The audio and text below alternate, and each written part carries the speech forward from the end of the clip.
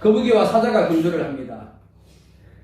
하지만 사자는 무척이나 기분이 나빴습니다. 정글의 왕인 자신이 한낱 거북이와 경주를 하는 것이 너무너무 부하가 치밀었습니다. 그래서 경기선에 서서 거북이를 약올리기 시작을 합니다. 사자가 이렇게 말을 합니다.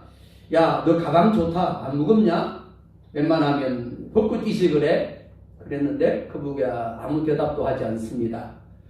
또 심술이 난 사자가 이렇게 이야기를 합니다. 야, 벗고 뛰어. 벗고 뛰어. 근데 여전히 묵묵부답을 합니다. 다시 사자가 공격합니다. 야, 무거울 텐데 가방 벗어. 밑에 사자를 째려보며 거북이가 말을 합니다. 뭐라고 그랬을까요? 네, 여러분들이 집중하게 하기 위한 겁니다. 네 머리나 묶고 뛰어 라고 했답니다. 예, 이 말을 듣고 웃는 사람은 좀 지혜로운 사람이고요. 집에 가서 웃는 사람은 덜 지혜로운 사람이고요. 아예 안 웃는 사람은 정말 안 지혜로운 사람입니다. 자, TV가 흔하지 않던 시절에 동네에 겨우 TV 2대만 있던 시절에 저희 집엔 TV가 없었습니다. 아래 동네에 내려가서 TV를 봤습니다. 그때 주요 프로그램이 뭐였냐면 김일의 프로레슬링이었습니다. 아실 겁니다. 그리고 또 수사반장이 참 재미있었습니다.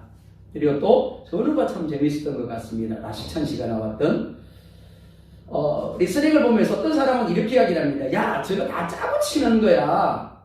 어떤 사람은 아니라고. 어떻게 저런 걸 짜고 칠 수 있느냐고 그럽니다. 아무것도 아닌데 그냥 보면 되는데 짜고 친다 아니다 그러면서 뭐 밤에서 말가말고 하는 겁니다.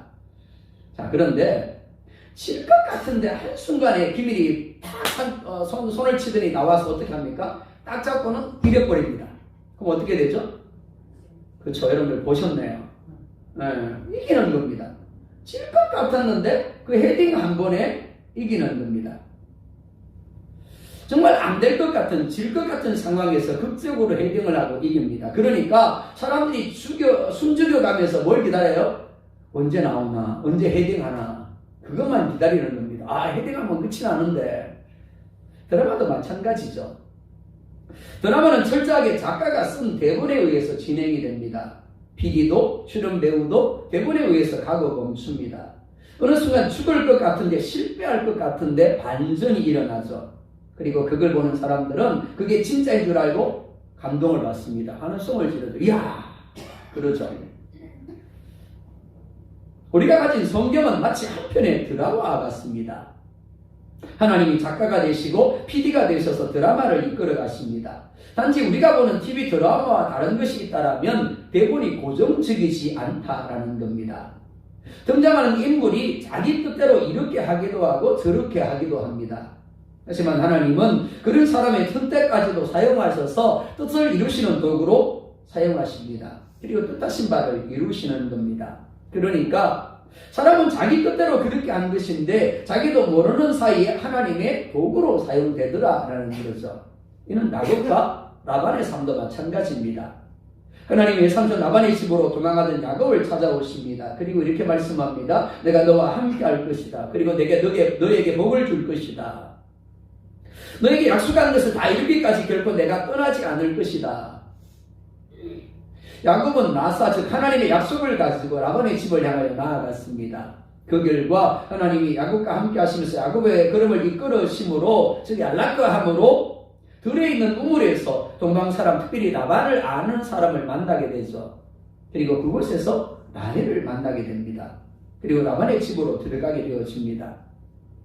우연히 어쩌다 보니까 된 것이 아닙니다. 무엇보다 야곱이 불신앙적으로 인간적으로 반응함으로 되어진 결과처럼 보이는 것이 사실입니다. 하지만 하나님이 택하신 야곱을 하나님의 사람으로 만들어 가시는 과정인 겁니다. 즉 하나님의 섭리하시는 겁니다. 우리 각 사람을 향한 하나님의 계획하심의 결론은 같습니다. 하나님의 사람으로서 예수 그리스도를 닮아가고 마침내 아버지 하나님의 완전하심에 이르는 겁니다. 하지만 이끌어 가시는 과정은 같지 않습니다. 어떤 사람은 그럽니다. 목사님, 내 삶에는 왜 이렇게 어려움이 많을까요? 그런 분에게 제가 묻고 싶은 게 있습니다. 하나님의 역사를 누리고 하나님의 은혜를 누리고 평안함을 누리는 사람만큼 하나님을 사모하십니까? 믿음으로 말씀에 순종하십니까? 하나님을 가까이 하십니까? 아니라는 거죠. 야곱이더라는 겁니다. 야곱이니까 하나님이 야곱 대우하시는 겁니다. 결론은 같지만 우리를 하나님의 사람으로 만들기 위해서 우리가 반응하는 것을 따라서 하나님이 우리 가운데 역사하시는 것, 각 사람에게 역사하는 것, 우리의 주변 환경에 역사하는 것이 다르더라라는 거죠. 오늘 본문이 우리 가운데 말씀하는 것이 바로 그것입니다. 자, 첫 번째 품삯을 정하라고 하는 라반을 말씀합니다. 14절, 15절 같이 볼까요? 시작. 라반이 이르되 너는 참으로 내 혈육이로다 하였더라. 야곱이 한 달을 그와 함께 거주하더니 라반이 야곱에게 이르되 네가 비록 내 생질이나 어찌 그저 내 일을 하겠느냐, 내 품삯을 어떻게 할지 내게 말하라. 아멘. 야곱이 라반의 집에 온 지 얼마가 지났다고요? 같이 읽으셨잖아요. 금방 읽고는 뭐. 자, 야곱이 외삼촌 라반의 집에 온 지 얼마나 됐어요? 그렇죠. 한 달이 되었습니다. 뒤에 엇봉이 좀 꺼주실래요? 예, 한 달이 되었습니다. 그 한 달 동안 야곱은 라반의 집에서 밤만 축내고 그저 지내지 않았습니다. 라반이 어찌 그저 내 일을 하겠느냐라고 말합니다. 즉 야곱이 라반의 집에서 일을 하고 있었음을 알 수가 있습니다. 어느 날 라반이 야곱에게 제안을 합니다. 비록 네가 내 조카지만 내가 그저 일을 시킬 수 없다. 그러니 품삯을 어떻게 할지 내게 말해라. 자, 하나님이 베들레헴에서 야곱에게 약속하신 세 가지가 있습니다. 첫째는 자손의 복이죠. 내 자손이 땅에 티끌같이 되어 네가 서쪽과 동쪽과 북쪽과 남쪽으로 퍼져나갈 것이다 라고 이야기를 했습니다. 자, 그러니까 라반의 집에서 야곱은 뭘 얻어야 된다고요? 반드시 아내를 얻어야 됩니다. 그죠? 그쵸? 아닙니까? 그래서 아내를 얻어야 되죠. 그죠? 근데 자, 생각해 보십시다. 자손이 서쪽과 동쪽과 북쪽과 남쪽으로 퍼져가려면 아내여야 할까요? 아내들여야 할까요? 당연히 아내들여야 하겠죠. 그죠? 이제 안 졸고 계시네요. 네, 아내들입니다. 조시는지 안 조시는지 제가 자꾸 체크하는 겁니다. 자, 아내들입니다. 그죠? 그리고 그 아내들을 통해서 뭘 얻어야 된다고요? 자손을 얻어야 되겠죠. 그죠? 아들을 얻는 것이 아니라 자손을 얻어야 됩니다. 우리가 알고 있는 몇 명이요? 12명을 얻어야 되는 겁니다. 그죠? 자, 둘째, 이렇게 말씀을 합니다. 너와 내 자손으로 말미암아 복을 받으리라. 그리고 먹을 것과 입을 것, 즉 야곱의 필요를 채워주신다고 했어요. 너와 내 자손으로 말미암아 복을 받으리라. 영적인 복도 말하지만 육적인 복도 의미한다고 생각이 되어집니다. 특별히 먹을 것과 입을 것, 야곱의 필요를 채워주신다고 하셨어요. 그러니까 야곱이 복을 받아야 돼요? 안 받아야 돼요? 네, 그게 하시는 분들에게 하나님이 역사하시는 거예요. 뭐 욕심도 없어서 우리 성도님들은 뭐냐 온유하고 사랑이 많으셔가지고 하나님 복 들고 이렇게 천사를 보내시면 아유 천사요 우리 장님한테 가세요. 우리 안수집사님한테 가세요. 그렇게 양보들 하시고 그러다 보니까 예배 시간도 보면 늘 뭐 하나님 나는 아멘 안 해도 됩니다. 여기 아멘 하게 해주세요. 뭐 이러시는 것 같은데 그러지 마시고 사모하시기 바랍니다. 자. 라반의 집에서 야곱이 재물을 얻어야 되고 부의 복을 얻어야 합니다. 자, 세 번째, 야곱과 함께 하셔서 그를 지켜주신다라고 하셨습니다. 우리가 살아가다 보면 하나님이 정말 나와 함께 하시는구나, 하나님이 내 삶에 역사하시는구나, 이건 정말 하나님의 역사하심이 맞아 라고 생각될 때가 있어요 없어요? 있죠. 그죠? 네, 기도했는데 우와 할렐루야요. 하나님이 내 기도에 응답해서 누가 봐도 정말 내 기도에 응답한 거야. 하나님이 지금 나와 함께하고 계시고 내 삶에 역사하는 것으로 인정할 수밖에 없도록 직접적으로 역사하실 때가 있습니다. 근데 그게 1%예요. 나머지 99%는 간접적으로 나에게 그리고 주변 사람들에게 주변 상황들 가운데 하나님이 역사하시는 겁니다. 그러다 보니까 사람들은 그것이 하나님의 역사하심인 줄 모르고 지날 때가 많아요. 그러다 보니까 추수감사절 때마다 감사제목 한번 써보라 그러면 나는 목사님 저 감사제목이 없는데요 하는 분들이 의외로 많습니다. 근데 아니에요. 따져보면 감사제목이 너무 많은 겁니다. 단지 내가 몰랐을 뿐이죠. 그러다 보니까 그런 사람들이 하는 이야기가 뭐가 하면 하나님이 자신과는 함께하지 않는다거나 자신에게는 역사하지 않는다라고 하는 겁니다. 하지만 아니라는 겁니다. 라반이 야곱에게 품삯을 정하라고 하는 이유가 무엇일까요? 드러난 것만 보면 조카의 노동에 대한 정당한 값을 치르기 위한 것처럼 보입니다. 하지만 실상은 다릅니다. 라반은 그런 사람 아닙니다. 라반은 그렇게 좋은 사람이 아니에요. 야곱과 같은 사람입니다. 첫째, 야곱이 어떤 사람보다 일을 적극적으로 그리고 열심히 하는 것을 보았기 때문입니다. 앞선 7절, 8절에 이렇게 말씀을 합니다. 함께 볼까요? 시작. 야곱이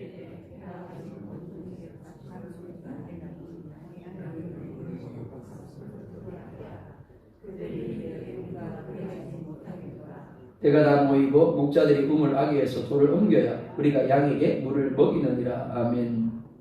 자, 야곱의 생각과 목자들의 생각이 다름을 알 수가 있죠. 야곱은 자신과 아무런 상관이 없는데도 불구하고 목자들에게 뭐라고 이야기를 합니까? 아직 해가 높으니까 빨리 물 먹이고 가서 양들에게 더 많은 풀을 뜯게 하라고 합니다. 하지만 목자들은 뭐라고 그래요? 그렇지 못하겠다고. 때가 다 모이고 목자들이 우물 아귀에서 돌을 옮겨야 양을 먹이겠다라고 이야기를 합니다. 왜요? 빨리 물 먹이고 가서 양에게 풀을 뜯게 해봐야 자신들에게 돌아오는 것은 똑같기 때문인 거죠. 고용된 일꾼이라는 겁니다. 자신의 유익이 없는 거죠. 야곱은 적극적이고 열정적인 것 반면 목자들은 소극적입니다. 수동적이죠. 자신의 이익을 먼저 생각하더라는 거죠. 하지만 야곱은 자신에게 특별한 이익이 주어지지 않는데도 불구하고 모든 일에 적극적이고 열정적으로 반응한 걸 알 수가 있습니다. 라반도 야곱이 그 어떤 사람보다도 적극적이고 열정적으로 일을 하는 것을 보았을 겁니다. 감독을 하지 않아도 자기 할 일을 찾아서 하는 사람이 야곱이더라라는 거죠. 언젠가 제가 있었던 교회 담임 목사님을 만난 적이 있습니다. 그 목사님이 그러더라고요. 목사님, 요즘 부교육자들 부리기가 참 힘듭니다. 두 가지를 이야기하시더라고요. 첫 번째, 뭔 일을 시키면 왜 해야 되는지를 묻는 데입니다. 저희 때는 담임 목사님 시키면 그냥 예, 그러고 와서 했어요. 근데 지금은 왜 해야 되는지를 설명을 해줘야 된답니다. 이러저러해서 이러저러 해야 돼. 그러면 아, 예, 그러고 간대요. 두 번째는 시켜야 일을 한다는 겁니다. 예전에는 눈에 보이면 했어요. 알아서 찾아서 했습니다. 지금은 아니더라는 거예요. 꼭 시키는 일만 하더라는 거죠. 야곱이 어떤 사람이더라고요. 주인이 안 보는데도 눈치 안 보더라는 거죠. 자기 일인 것처럼 적극적으로 열정을 가지고 성실하게 일을 하더라라는 겁니다. 아마 포도 농사를 짓는 분들, 가수 농사를 하시는 분들 아실 겁니다. 일당을 주고 사람을 들였는데 와가지고는 시험시험 조금 일하고 놀고 조금 일하고 놀고 그 다음에 쉬고 그럼 다음에 부르고 싶은 마음이 생길까요? 안 생길까요? 당연히 안 생기죠. 예. 근데 우리 민권사님처럼 소문 났더만 우리 민권사님 부지런한 거는 일 잘하는 소문은 예. 부르고 싶을 겁니다. 그죠? 야곱이 그런 사람이었다라는 거죠. 좋은 일꾼이기 때문에 그런 일꾼을 놓치고 싶지 않아서 정식 계약을 맺어서 자신의 집에 붙들어 두려 한 겁니다. 자, 둘째. 창세기 3장 27절에 이렇게 말씀을 합니다. 함께 볼까요? 시작. 라반이 그에게 이르되 여호와께서 너로 말미암아 내게 복 주신 줄을 내가 깨달았노니. 아멘. 창세기 39장을 보면 보디발이 요셉을 보면서 이렇게 말씀하죠. 하나님이 너와 함께하고 계시고 하나님이 너로 하여금 형통케 하는 것을 내가 보았다라고 이야기를 합니다. 마찬가지입니다. 라반 역시 하나님이 야곱과 함께하고 계시고 야곱을 통하여 복을 주시는 것을 본 거예요. 야곱이 뭐라고요? 복덩어리더라는 거죠. 여기서 여러분들이 적극적으로 하면을 하셔야 여러분께 되는 거예요. 여기는 겸손 안 하셔도 됩니다. 여기는 온유 안 하셔도 되는 거예요. 하나님 나도 복덩어리 되게 해주세요. 내가 가는 곳마다 복이 그 가정에 늘어지게 해주세요. 사업장에 늘어지게 해주세요. 이런 욕심은 가져도 괜찮아요. 응? 이런 욕심은 조언 안 하셔도 되는 겁니다. 왜? 이런 욕심을 가지고 하나님의 영광을 드러내는 거니까. 야, 예수 믿는 사람은 정말 다르네. 그렇게 인정을 받는 거니까. 이런 욕심을 가지시기 바랍니다. 야곱이 뭐라고요? 복덩어리였어요. 여러분들도 그렇게 되기를 원합니다. 야곱이 오고 난 후부터 야곱이 무슨 일을 하든지 하나님이 야곱으로 하여금 형통케 하시고 잘 되게 하시는 것을 본 겁니다. 그러니까 라반의 입장에서 볼 때 그런 야곱을 결코 놓칠 수가 없는 겁니다. 자, 야곱의 지금 상황이 어떤데요? 야곱은 정말 성공하고 싶었습니다. 부자가 되고 싶었습니다. 하지만 현재적으로 아무것도 이룬 것이 없고 가진 것은 몸뚱이 하나밖에 없습니다. 더욱이 라반이 야곱을 먹여주고 재워주고 있습니다. 그러니까 라반이 먼저 품삯을 제한해 주지 않으면 계속해서 무료로 봉사를 해줄 수밖에 없는 거예요. 억지로. 그러면 영전 자신의 꿈은 이룰 수 있다고요? 없다고요?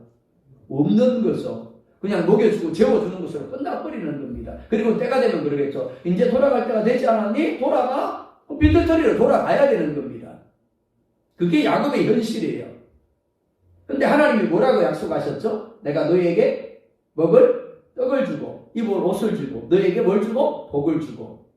자, 단순히 먹을 떡과 입을 옷만 주신다는 게 아닙니다. 그 삶에 부족함이 없도록 풍성하게 복을 주신다는 의미예요. 그걸 누가 봤다고요? 라반이 봤잖아요. 과연 하나님이 야곱에게 약속하신 대로 야곱과 함께 하시면서 그가 무슨 일을 하든지 형통하게 하시고 복을 주시는 것을 봤다고 했어요. 그죠? 안 봤나요? 혹시 안 보고 싶은 거예요? 나하고 상관이 없으니까. 봤습니다. 그죠? 자, 라반이 새삼스럽게 한 달이 지난 후에 야곱에게 품삯을 정하라고 한 이유는 분명히 자기 욕심 때문입니다. 그렇죠? 야곱이 있으면 자기에게 유익하기 때문입니다. 그런데 하나님이 야곱과 함께 하시면서 복을 주겠다고 하신 것을 이루시기 위하여 라반의 마음에 역사하신 결과인 겁니다. 이는 우리의 삶도 마찬가지입니다. 우리는 대부분 눈에 보이는 하나님의 역사를 기대하죠. 그러다 보니까 하나님이 내 삶에 역사하고 계시는데도 불구하고 하나님 내 삶에는 왜 역사하지 않으세요?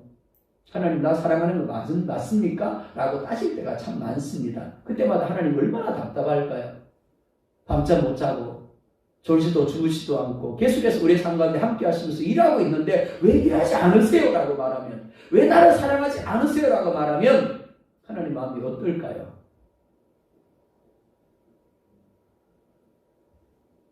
우리가 깨닫지 못하고 인정하지 못할 뿐이지 야곱의 삶 가운데 함께 하시면서 그로 형통하게 하시고 그에게 복을 주신 것처럼 하나님이 말씀하신 바를 이루기 위해서 우리의 일상에서 함께하고 계심을 믿으시기 바랍니다.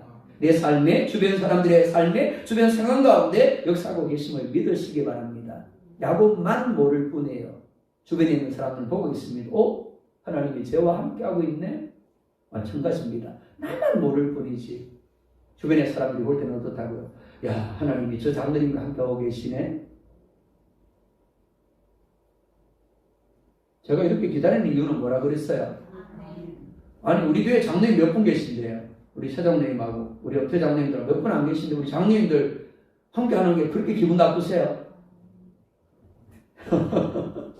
자, 나는 모르는데 다른 사람이 볼 때 어떻다고요? 하나님이 목사님과 함께하고 계시네? 아멘 안 하는 사람 내가 봤어요. 누가 아는지. 장로님과 함께하고 계시네? 권사님과 함께하고 계시네? 이렇다라는 겁니다. 그게 지금 라반이 야곱에게 품삯을 정하라고 하는 이유인 거예요.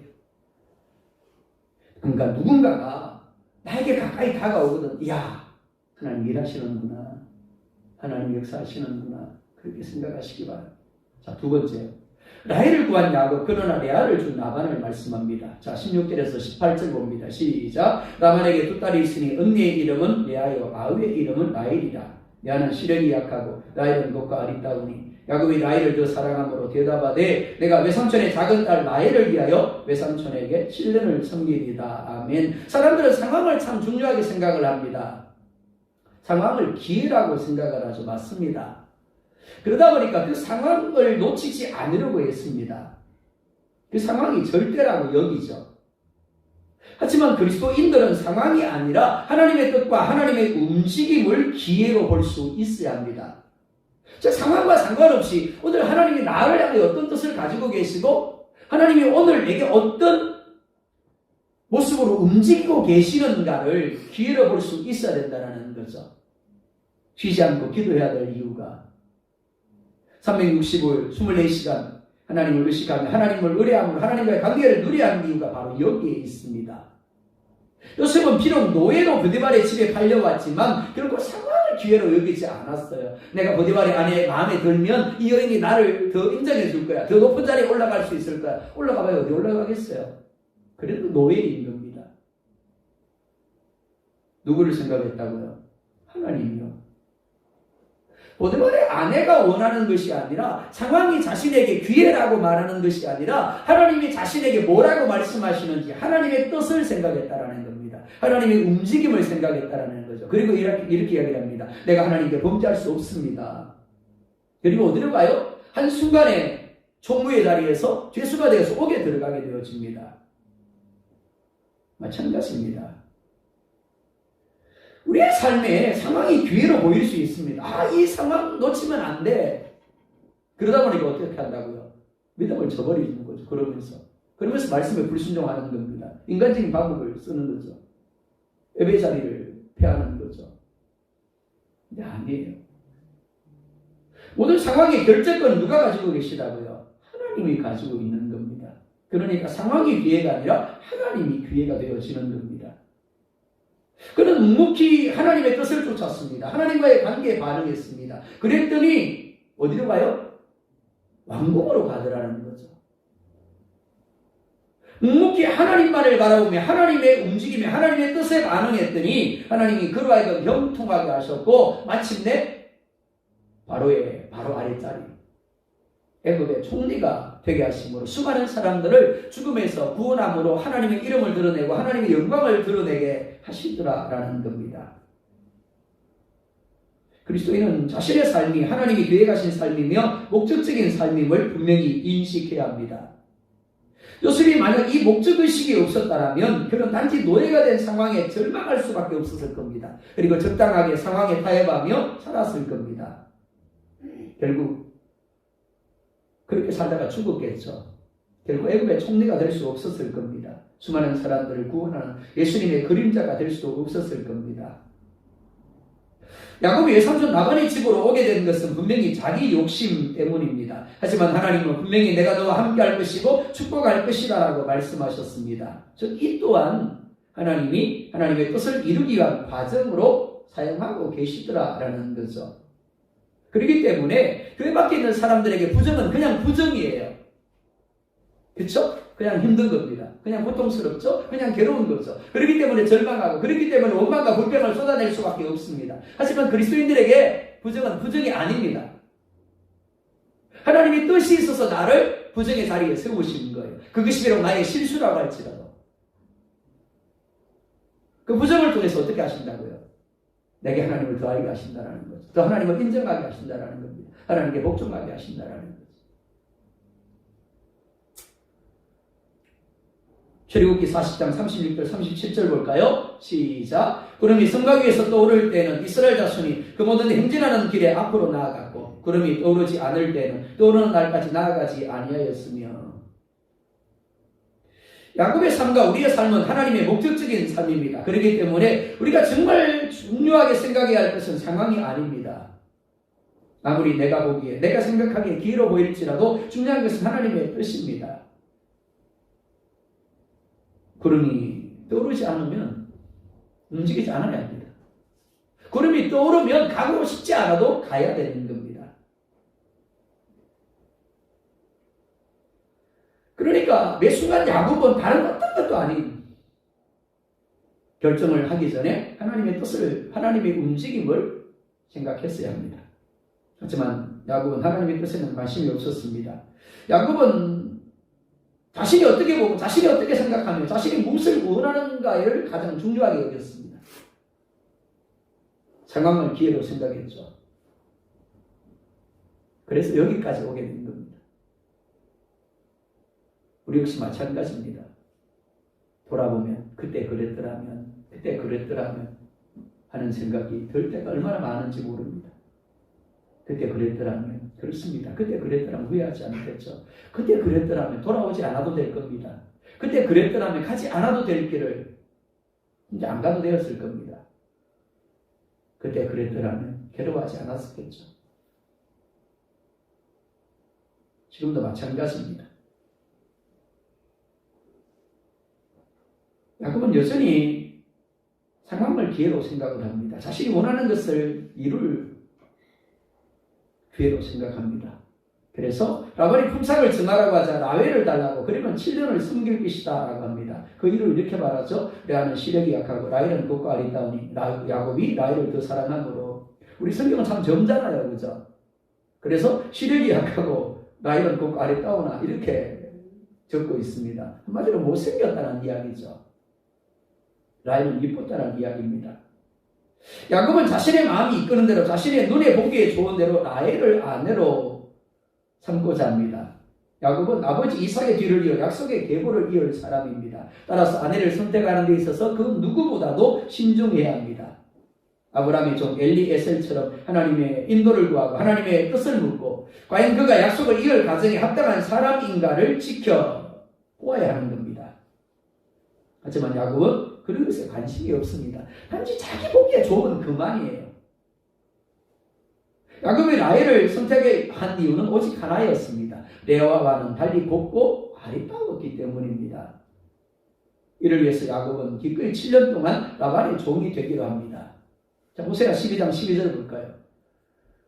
시작. 이스라엘이 아내를 얻기 위하여 사람을 숨기며 아내를 얻기 위하여 양을 짓고. 하나님이 야곱을 라반의 집에 보낸 가장 중요한 이유는 약속을 이을 사람으로 준비되고 훈련되게 하기 위한 겁니다. 자기 생각을 내려놓고 하나님 중심의 삶을 결단하게 하기 위한 것입니다. 그래야만 이삭의 뒤를 이을 수 있는 겁니다. 하지만 야곱은 여전히 자기 중심적입니다. 하나님이 원하시는 것에는 관심이 없습니다. 오직 자신이 원하는 것에 본능적으로 반응을 하고 있을 뿐입니다. 그리고 그것을 위하여 그는 기꺼이 자신의 7년을 종된 자리로 내던져 버립니다. 7년의 시간 동안 하나님께 믿음으로 반응하는 훈련을 해야 하는데 하나님은 없고 오직 라헬만이 하나님이 되는 시간을 보내게 되어지는 겁니다. 자, 여기까지만 보면 1번 한숨이 나온다. 2번 그래도 하나님이 하실 거야. 1번인가요? 2번인가요? 예, 희망사항은 2번입니다. 그죠? 근데 우리가 반응하는 건 1번이에요. 그죠? 한숨만 나오죠. 저 인간은 언제 변해? 아니, 저 인간 교회를 저렇게 나왔으면 이제는 다 신앙이 들어갈 때도 됐는데, 변화될 때도 됐는데, 그러죠. 남편의 모습을 보면서, 아내의 모습을 보면서, 누군가의 모습을 보면서, 우리는 그렇게 생각합니다. 그죠? 왜 저렇게 안 변하지? 야곱이 그랬다라는 겁니다. 하지만 하나님은 그럼에도 불구하고 야곱을 하나님이 원하시는 사람으로 만들어 가십니다. 이조차도 하나님의 뜻을 이루어 가시는 한 과정으로 쓰시는 겁니다. 단지 우리가 생각하는 때와 하나님의 때가 다를 뿐이에요. 20년이라는 외삼촌 나발의 집에서의 시간은 거기까지인 거예요. 그리고 더 나아가서 야복강에서 그의 한국들을 위골되게 하시고 그의 이스라엘이라는 이름을 주시고 세겜성에서 그의 딸이 강간을 당하게 하시고 시몬과 레위가 주의 남자들을 몰살시키고 그로 말미암아 비로소 믿음으로 결단하고 감춰뒀던 우상들 다 꺼내고 땅 위에 묻고 그때야 진정한 이스라엘이 되어져서 베델로 올라가게 되어지는 거예요. 그게 하나님의 때라는 거죠. 그게 하나님의 카이로스다라는 겁니다. 근데 그때까지는 우리는 그 모습을 보면서 어떻게 해요? 괴로워해야 되는 거예요. 저 인간 정말 계속 같이 살아야 되나? 같이 교회 안에 머물러야 되나? 그런 생각이 절로 들죠. 그런데 아니라는 겁니다.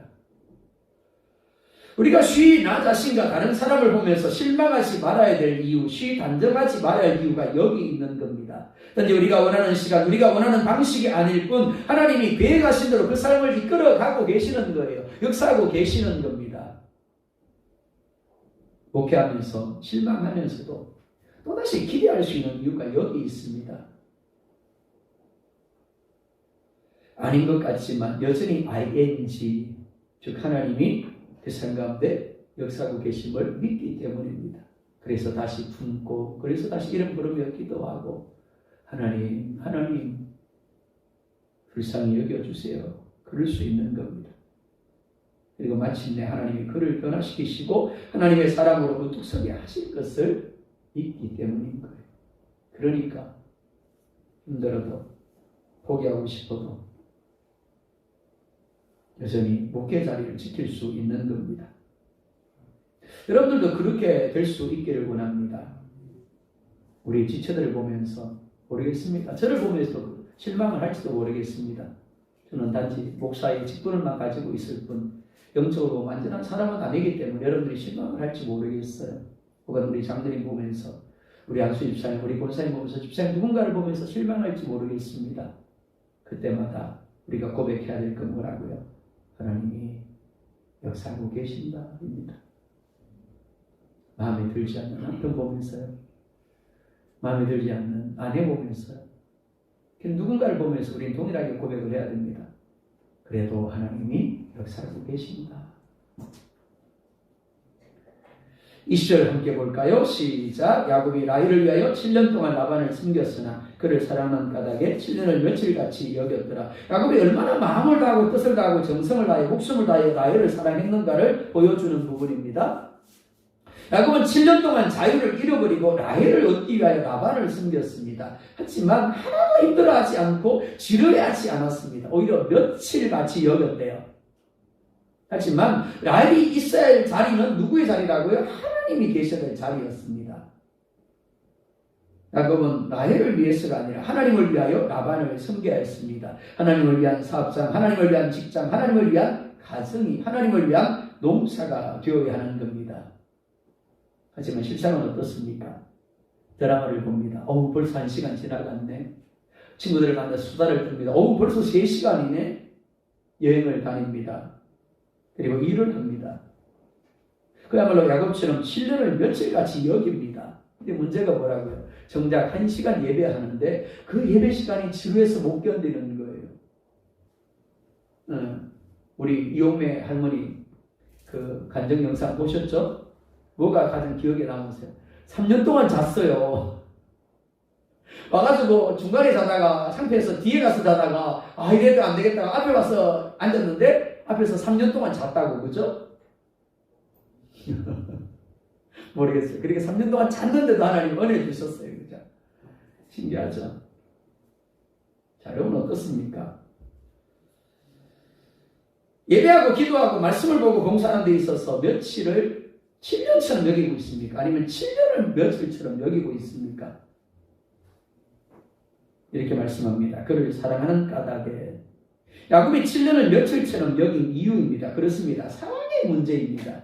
요한계시록을 보면 에베소 교회에 대하여 주님이 칭찬하시죠? 99.9% 그야말로 완벽한 교회입니다. 그런데 내가 너를 책망할 것이 있다라고 하시고는 그 사랑을 잃어버린 것을 책망합니다. 어디서 잃어버렸는가를 돌아보고 되찾으라고 하십니다. 그러지 아니하면 촛대를 옮기겠다고, 교회를 없애버리겠다고 하세요. 사랑이 이만큼 중요합니다. 예배하는 모습, 기도하는 모습, 그리고 말씀을 보며 봉사하는 모습을 보면 하나님에 대한 사랑의 온도를 알 수가 있습니다. 가장 여러분이 잘 아실 겁니다. 자, 드디어 7년이 지났습니다. 그래서 야곱이 라반에게 라헬을 아내로 달라고 요구합니다. 그리고 라반이 그곳 사람을 다 모아 잔치를 합니다. 자, 여러분이 야곱이 한번 되어보세요. 얼마나 설레었을까요? 7년을 한결같이 기다렸습니다. D-Day, 얼마 그랬겠죠. 얼마나 행복했을까요? 얼마나 기뻤을까요? 자, 그런데 23절에 이렇게 말씀을 합니다. 함께 봅니다. 시작.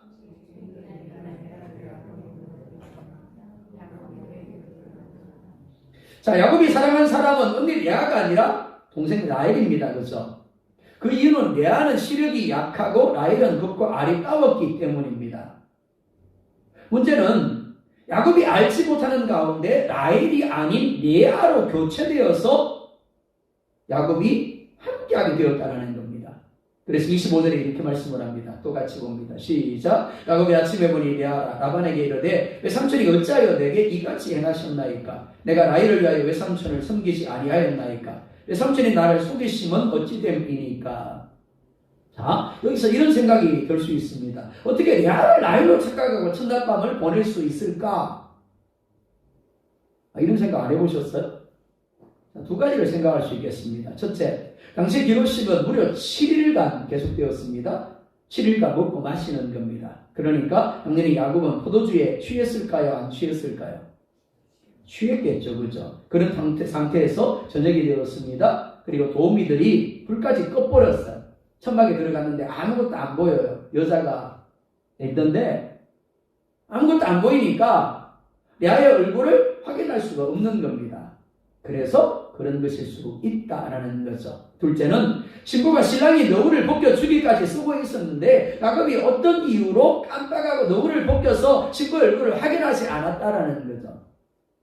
그리고 첫날밤을 보냈다라는 겁니다.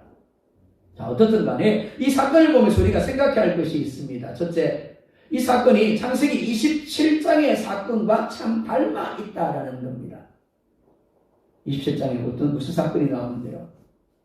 야곱이 아버지 이삭을 속이는 사건이 나옵니다.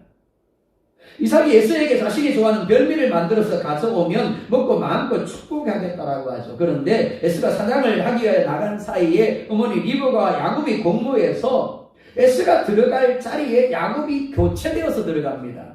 그리고는 자신이 에서인 것처럼 아버지 이삭을 속여서 축복 기도를 받죠. 만약 이삭이 야곱인 것을 알았더라면 결국 축복하지 않았을 겁니다. 근데 몰랐어요. 그리고 축복해버립니다. 그리고 에스가 온 다음에야 앞서 들어온 것이 야곱인 줄 알게 되었습니다. 지금도 마찬가지예요. 야곱이 만약 레아와 동침하기 전에 라헬이 아닌 레아라는 사실을 알았다면 어떻게 해요? 나가라고 했을 겁니다. 그리고 라헬을 들어오게 만들었겠죠. 하지만 야곱은 모른 채 첫날 밤을 보냈고 아침이 되었어야 레아인 것을 알게 되었다는 거죠. 참 물릴 수가 없는 상황이 되었다라는 겁니다. 무슨 말인가 하면 자신의 아버지를 속인 그대로 외삼촌 라반에게 속임을 당한 거죠. 자신이 야곱으로 반응했더니 또 다른 야곱이 자신에게 사기치더라는 겁니다. 이게 첫 번째 우리가 기억해야 될 것입니다. 자, 두 번째 26절 27절 볼까요? 시작. 먼저 주는 것은 우리 지방에 사지 아니하는 바이라. 이를 위하여 7일을 채우라. 우리가 그도 네게 주리니 네가 또 나를 7년 동안 섬길지니라. 자, 이 말이 참인지 아닌지는 모르겠어요. 라반은 우리 지방에서는 언니보다 아우를 먼저 주는 법이 없다라고 합니다. 그렇기 때문에 라헬을 위하여 또 7년을 채우러 갑니다. 분명히 라반의 욕심이죠. 그죠? 7년만 일하면 끝인데 만약 라헬을 집어넣었다면 어떻습니까? 7년 일하고는 끝나는 거죠. 그 다음부터는 다른 품삯을 줘야 되는 겁니다. 근데 레아를 집어넣었기 때문에 또 라헬을 위해서 7년 동안 야곱이 품삯을 안 받고 또 일을 해야 하는 상황입니다. 그러니까 분명히 라반의 회개죠. 야곱을 부려먹기 위한 라반의 술수입니다. 자, 여기서 근데 우리가 짚고 넘어가야 될 것이 무엇인가 하면 만약에 라헬이 들어갔다면 어떨까요? 그래도 레아를 취했을까요? 비라와 실바를 취했을까요? 아니요. 라헬만 취하고 끝났을 겁니다. 또 라헬에서 몇 명이 태어났는데요? 2명이요, 2명. 끝이죠. 근데 레아가 들어갔기 때문에 그 다음에 라헬도 어쩔 수 없이 라헬이 원래 죽으니까 들어가죠. 그리고 여성들도 따라 들어가게 되어진 겁니다. 그렇게 해서 4명이 되고 12명의 아들이 태어나게 된다는 거죠. 분명히 라반의 부정적인 모습입니다. 그리고 야곱이 행한 그 잘못에 대한 하나님의 보응입니다. 하지만 이 또한 하나님이 뭐하시더라고요? 하나님의 계획하신 바를, 하나님 말씀하신 바를 이루는 도구로 사용하시더라라는 거죠. 어떤 분은 말씀을 들으면서 그러면 어차피 하나님이 뜻을 이루실 거니까 우리는 아무렇게나 살아도 되는 것 아닙니까? 라고 생각하는 분이 없기를 바랍니다. 그러면 안 되는 겁니다. 왜요? 우리가 순종하면 순종하는 대로, 불순종하면 불순종하는 대로 징계하시고 돌이키게 하셔서 그게 맞게 우리 가운데 역사하시는 분이기 때문에 그렇습니다. 이는 다른 사람의 반응도 마찬가지입니다. 다른 사람의 긍정은 긍정대로, 부정의식 부정대로 하나님의 뜻을 이루시는 도구로 사용하시는 겁니다. 그리고 최종적으로 합력하여 선을 이루십니다. 그렇기 때문에 우리가 해야 할 것은 내일은 하나님께 맡기고 오늘 일하는 시간 속에서 매 순간 하나님을 의식하며 하나님의 원하심의 믿음으로 반응하는 겁니다. 그리고 주어진 상황 속에서 최선을 다하면 되는 겁니다. 그러면 비록 사망의 엄침한 골짜기를 지날지라도 어떻다고요? 그 사망의 엄침한 골짜기도 누구로 말미암았다고요? 하나님이 함께하고 있는 자리예요. 하나님이 지팡이의 막대기로 안해하는 자리라는 거죠. 그리고 마침 어디로 간다고요? 실물 물가로 푸른 창으로 가게 하시는 자리예요. 그러니까 두려워할 필요가 없는 거죠. 불안해할 필요가 없다라는 겁니다. 그리고 마침내 여호와가 나의 목자시니 내게 부족함이 없습니다라고 고백하게 하시는 겁니다. 자, 그렇기 때문에 오늘 상황이 긍정이든 부정이든 하나님 바라보십시다. 그리고 상황이 아니라 하나님께 반응하는 겁니다. 잘못했으면 잘못했다고 그러세요. 용서해달라고 그러시는 겁니다. 그리고 하나님의 뜻을 다시 붙드는 거예요. 잘했으면 더 잘하세요. 그러면서 뭐 하라고요? 자, 지난주에 제목이 뭐였죠? 나사와 발라크였습니다. 그죠? 떠나서 하나님 이르게 하십니다. 내가 떠나니까 하나님 이르게 하시더라. 그렇습니다. 오늘 이러한 시간 속에서 하나님의 뜻을 묻고 하나님의 움직이심에 믿음으로 반응할 때 발라크의 하나님이 우리를 이끌어 가실 것입니다. 특별히 그 하나님을 믿고 어떤 상황을 만나든지 감사하고 먼저 찬송해 보시기 바랍니다. 다가오든 사단이 떠나가고 악한 역사가 떠나가고 하나님이 우리의 마음을 주장하시고 우리의 걸음을 이끌어서 가게 하시는 곳으로 가게 하실 겁니다. 그런 저와 여러분 될 수 있기를 예수님의 이름으로 축복합니다.